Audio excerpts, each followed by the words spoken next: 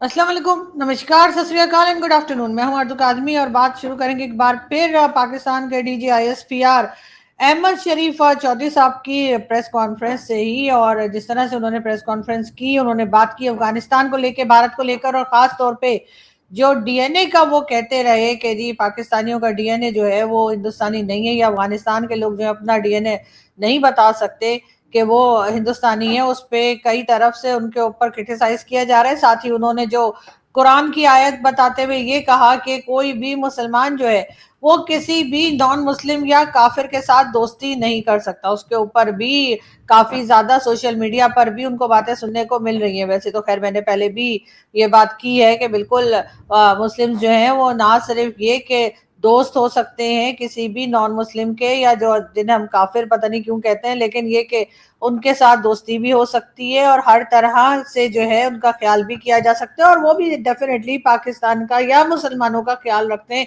और अहमद शरीफ चौधरी साहब का ये कहना, डीजी आईएसपीआर साहब का, कि नहीं जी दोस्ती हो ही नहीं सकती है, और अगर आप किसी भी नॉन मुस्लिम से दोस्ती करते हैं तो आप मुसलमान नहीं रहते। तो इसका मतलब है इस वक्त बहुत से पाकिस्तानी जो है मेरे समेत, उनको उन्होंने जो है वो इस्लाम से चलता फिरता कर दिया, इसलिए कि हमारे दोस्त तो हैं जो नॉन मुस्लिम भी हैं, बल्कि हिंदू भी हैं और इंडियन भी हैं और बाकी दुनिया से भी दोस्त हैं। तो मैं तो नहीं समझती कि अगर मेरी उनसे दोस्ती है तो मैं कोई नॉन मुस्लिम हो गई हूँ या मैं मुझे कोई और खतरा है, बिल्कुल नहीं है। और वो मेरे बहुत अच्छे बहुत प्यारे दोस्त हैं और उन तमाम को ही मैं तकरीबन अपनी फैमिली ही समझती हूँ। और मुझे नहीं लगता कि मेरी तरह के लोग और नहीं होंगे। डेफिनेटली पाकिस्तान में और भी कई तरह के लोग होंगे जो यही बात करते होंगे और यही बात समझते और सोचते भी होंगे। बहरहाल डीजीआईएसपीआर साहब की जो प्रेस कॉन्फ्रेंस थी उसके ऊपर रिएक्शन तो आ ही रहा है। पाकिस्तान से तो बहुत लोग बात कर रहे हैं, उसी के साथ साथ हिंदुस्तान और अफगानिस्तान से भी रिएक्शन आ रहा है। हिंदुस्तान से भी एक वीडियो में या क्लिप में आपको दिखाती हूँ कर्नल दानवीर सिंह का, और कर्नल साहब ने भी इसी चीज के ऊपर बात की है जो कि डीजीआईएसपीआर साहब ने बात की है। क्लिप देख लेते हैं फिर बात करते हैं। तालिबान नाम यहाँ पे तहरीक तालिबान पाकिस्तान है, बट बेसिकली आइडियोलॉजी वही तालिबान वाली है, जिसके खिलाफ भी श्रीमान बोल पड़े कि अफ़गानिस्तान तालिबान कहता है कि हमारा डीएनए हिंदुस्तान के लोगों से मिलता है। भाई डीएनए तो मिलता है, इनका भी तो मिलता है। इनसे पूछें कि इनकी अम्मी की अम्मी की अम्मी की अम्मी की अम्मी कौन थी। वो भी आज सावन का पहला सोमवार मना रही होती हैं, आज दूध चढ़ा के आती हैं वहाँ पे।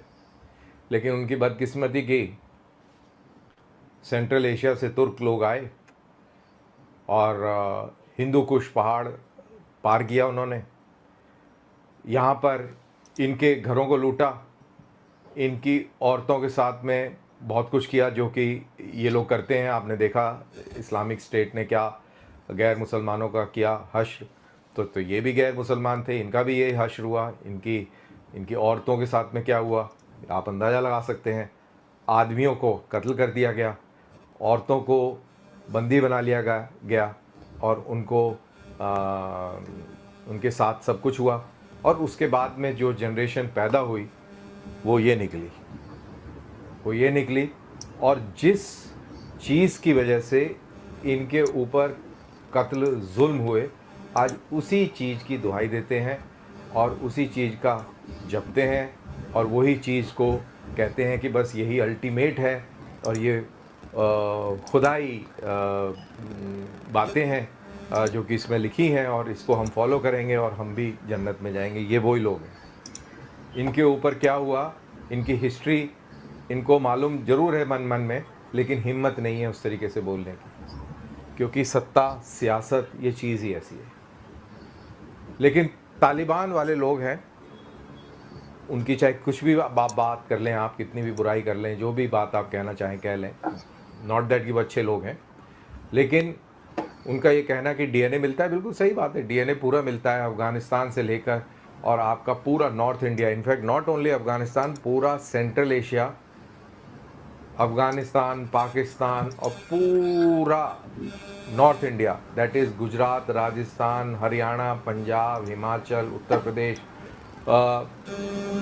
नॉर्थ मध्य प्रदेश और बिहार तक आप कह सकते हैं। यहाँ पर ये सब का डीएनए सेम है। कहीं पर किसी चीज़ की अक्सरियत है, किसी पर्टिकुलर डीएनए स्ट्रैंड की, कहीं पर उसकी थोड़ी कम है। जैसे जैसे पॉपुलेशन लोकल लोगों से मिली, वहाँ पे थोड़ा सा डीएनए बदली हुआ, लेकिन जो बेसिक डीएनए है वो इस पूरे इलाके का सेम है। तो डीएनए सेम है, खैर वो तो साइंस की बातें हैं, वो इनको नहीं पता होंगी, और पता भी होंगी तो बोलेंगे तो फिर गड़बड़ हो जाएगा। तो ये हालात है पाकिस्तान की, और सिचुएशन दिन प्रतिदिन बदतर होती जा रही है। जी बिल्कुल, ये थे कर्नल दानवीर, लेकिन साथ ही मैं अपने पेरेंट्स की फोटो भी दिखा रही हूँ, और बिल्कुल हमारा डीएनए जो है वो इंडियन है, और मेरे पेरेंट्स जो हैं वो इंडिया से ही आए थे, यानी कि जब वो छोटे थे तब वो इंडिया से यहाँ शिफ्ट हुए थे, या उनके पेरेंट्स यहाँ पर आए थे। और सभी जानते हैं कि मेरे फादर प्रयागराज से और मेरी मदर जो है वो दिल्ली से थी, और बिल्कुल उन्होंने कभी ये नहीं कहा कि उनका डीएनए इंडियन नहीं है। हमारा डीएनए बिल्कुल इंडियन है। अब अगर हमारे यहाँ के लोग उठकर सिर्फ भारत के साथ लड़ाई करने के लिए या अपना डिफेंस बजट बढ़ाने के लिए अगर ये कह देते हैं कि हमारा डीएनए इंडियन नहीं है, तो उस पर यकीनन इनको शर्म आनी चाहिए, लेकिन वैसे इनको शर्म आएगी नहीं। साथ साथ मैं अपनी मदर की भी फोटोज आप लोगों को दिखाती जा रही हूँ। अभी भी इनकी कुछ साड़ीज मेरे पास हैं जो मैं कभी कभार शो में पहन लेती हूँ।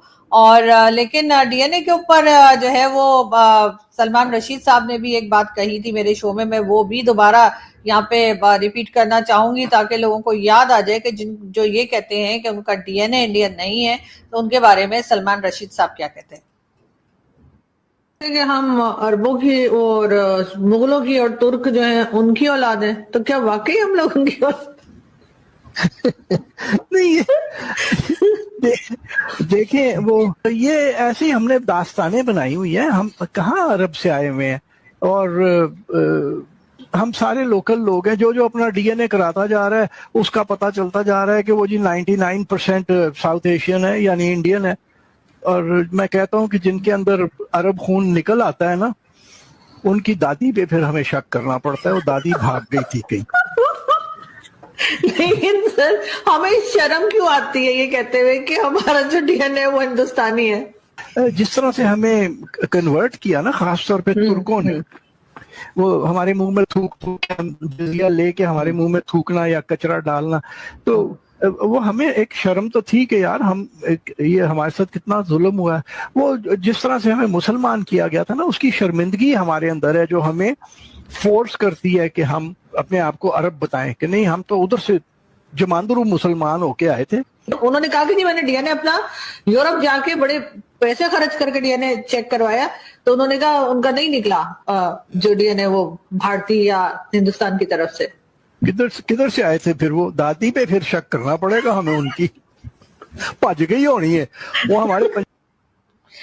जी, तो ये थे सलमान रशीद साहब, और सलमान रशीद साहब का जैसे अंदाज है एक बात करने का, और मुझे बहुत मजा आता है जब मैं उनसे बात करती हूँ, या जब वो शो में आते हैं या शो में ना भी आए, अगर फोन पे भी आप बात करें तो वो कुछ इसी किस्म की बात, या अगर उनसे मुलाकात हो तो वो इसी तरह की बात करते हैं। और बहुत अच्छा लगता है कि मैं तो शुक्र करती हूँ कि अभी भी पाकिस्तान में ऐसे लोग मौजूद हैं, और सलमान साहब की जनरेशन के कि जो इतनी बोल्ड होकर बातें किया करते हैं, और उनको ही देख देख कर हमें भी हिम्मत होती है और हमें भी बहुत कुछ सीखने को मिलता है। तो बिल्कुल जैसे कर्नल दानवीर बता रहे थे कि DGISPR जो है वो हर एक का बता रहे थे कि इनका डीएनए जो है वो इंडियन नहीं है और उनका डीएनए इंडियन नहीं है। तो यही चीज जो है वो बिल्कुल आपने देखा होगा कि डॉक्टर कमर चीमा के साथ भी जब मेरी बात हुई थी तो वहां भी हमने इसी तरह से उनसे पूछा था और उन्होंने साफ इनकार कर दिया था। मुझे नहीं पता कि ये पाकिस्तानी जो है ये इतना, या मेरी मुल्क के लोग जो है वो इतना शर्म क्यों आती है उनको अपना डीएनए इंडियन बताने में।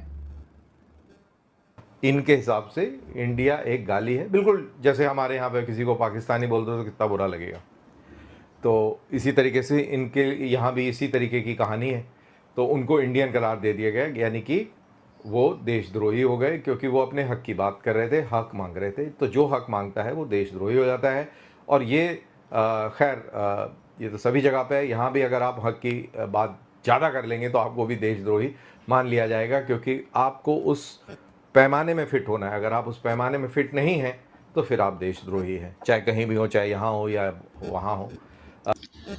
बहरहाल यहाँ पे कर्नल दानवीर ये भी बता रहे हैं कि अगर आप अपने हक की बात करेंगे तो आप चाहे कहीं भी हो, जैसे मेरे पास भी गद्दारी के बहुत सर्टिफिकेट हैं जो मुझे यहाँ के लोगों ने दे रखे कि जी ये तो एस्टैब्लिशमेंट को बोल देती है, या ये तो गवर्नमेंट को बोल देती है, ये तो गद्दार है, ये तो इंडिया के साथ मिली हुई है, या इस किस्म की बातें जो है वो करते रहते हैं। और एक मुझे जाहिर है कि क्योंकि हम लोग मुहाजिर हैं, हम इंडिया से यहाँ आए थे, तो एक हमें मुहाजिर होने का ताना भी मिलता रहता है कि भाई अब ये ट्विटर पर भी लोग लिखते हैं कि अब ये मुहाजिर हमें बताएगी कि हमने क्या करना है।